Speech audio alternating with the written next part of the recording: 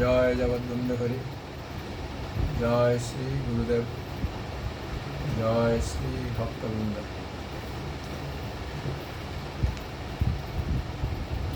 প্রভু জগৎবন্ধু সুন্দর বললেন, শূন্য থেকো না সদা স্মরণ বই,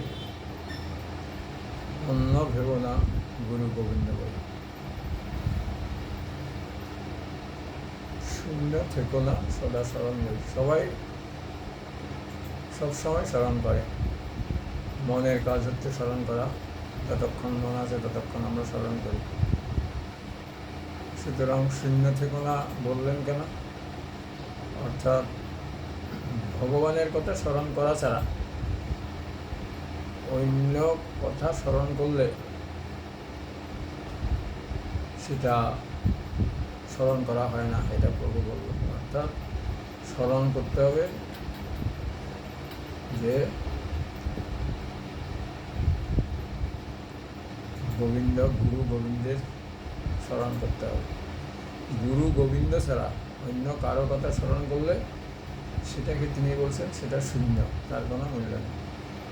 আর অর্থ, যেমন আমরা 1 কোটি টাকা লিখি কী করে? 1 দিয়ে 7টা শূন্য।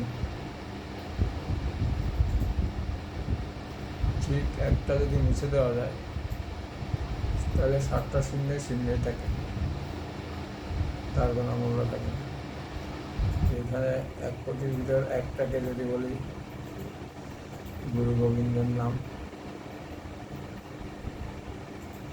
তাহলে সেই গুরু গোবিন্দের নামে যতক্ষণ থাকে ততক্ষণ অন্য কিছুরই মূল্য থাকে। কিন্তু গুরু গোবিন্দের নাম ছাড়া অন্য কিছু স্মরণ করলে তার কোনো মূল্য থাকে না। তাহলে গুরু গোবিন্দের নাম স্মরণ করতে হবে, যে আমার জীবনে যত ঘটনা ঘটছে প্রতিটা ঘটনায় ভগবান ঘটাচ্ছে। এটা যদি ভাবি তাহলে এটাই ভাবনা হয়ে, এটাই সাধন, এটাই বলেন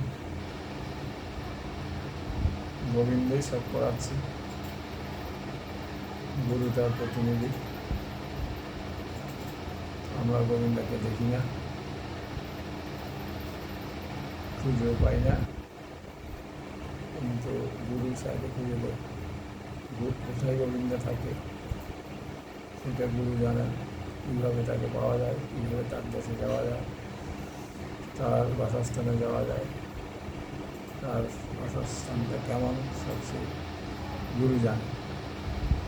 গুরু আমাদেরকে সেই ভগবানের বাসস্থানে নিয়ে যাওয়ার দায়িত্ব নিয়েছেন। গুরু আমাদেরকে সেখানে পৌঁছিয়ে দেবেন, এই বিশ্বাসেই আমরা গুরু বরণ করি। তাহলে গুরু গোবিন্দ হচ্ছেন আমাদের একমাত্র সম্বল, অসহায় সহায়। জীবন চক্র বিরাট কষ্টদায়ক, জন্ম মৃত্যু চক্র বড় কষ্টদায়ক। আমরা বারবার জন্মাচ্ছি, কিছুদিন বাঁচছি, টিকে থাকছি, আবার মৃত্যু করছি, মৃত্যুর পরে আবার জন্ম, জন্মের পরে আবার মৃত্যু। তাহলে পূর্বজন্মের পাপ পুণ্যের ফলে এই জন্ম, যতক্ষণ পাপ পুণ্য আছে ততক্ষণ জীবন আছে। পাপ পুণ্য ভোগ শেষ হয়ে গেলে মরে যেতে হয়। পাপ পুণ্য শেষ হওয়ার আগে কেউ মারতে পারবে না, আর পাপ পুণ্য শেষ হয়ে গেলে কেউ বাঁচাতে পারবে না। তাহলে এই পাপ পুণ্যের হাত থেকে রক্ষা পেতে হলে গুরু গোবিন্দকে সবসময় স্মরণ করতে হবে। গুরু গোবিন্দ স্মরণ দুভাবে হয়। তারা কেমন, তাদের চাল চলন কেমন, চোখ কেমন, নাক কেমন, চেহারা কেমন, সেগুলো ভাবা।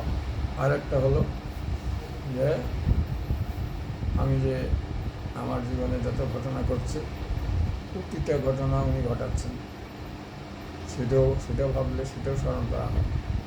কিন্তু সেটা বাবাই শ্রেষ্ঠ, কারণ যখন তুমি কাজ করবে তখন কাজের কথাই ভাবতে হবে, কাজটা ভগবান করাচ্ছেন সেটাই ভাবতে হবে। এবং কাজ করার সময় যদি ভগবানের কথা ভাবি, কাজের কথা না ভাবলে তাহলে কাজ সুষ্ঠুভাবে হবে না। যখন কাজ করব কাজের কথা ভাবতে হবে, মনে মনে ভাবতে হবে যে এটা ভগবানই আমাকে দিয়ে করাচ্ছে, তাহলে ভগবানকে স্মরণ হবে। রাতে ঘুম হলো, ভাবতে হবে যে ভগবান আমাকে ভালো ঘুম পাড়িয়েছেন। আবার রাতে ঘুম হলো না, ভাবতে হবে যে একটু বেলার কারো ঘুমে ডিস্টার্ব করছে, এই সে যে কষ্ট পেয়েছিল পূর্বজন্মে সেই কষ্টটা এখন আমাকে পেতে হয়েছে। তবে কারো ঘুমে ডিস্টার্ব করেছিলাম, এই জন্য আমার ঘুম হয় না, এটাই ভাবতে হবে। অর্থাৎ ভাবনাই আমাদের সাধন, ভাবনাই আমাদের ভজন। তাই ভাবতে হবে কাকে? গুরু গোবিন্দকে। এই জন্য প্রভু বলছে, শূন্য থেকো না, সদা স্মরণ বই, অন্য ভেব না, গুরু গোবিন্দ বই। জয় জগৎ বৃন্দ, জয় শ্রী গুরু, জয় শ্রী ভক্ত।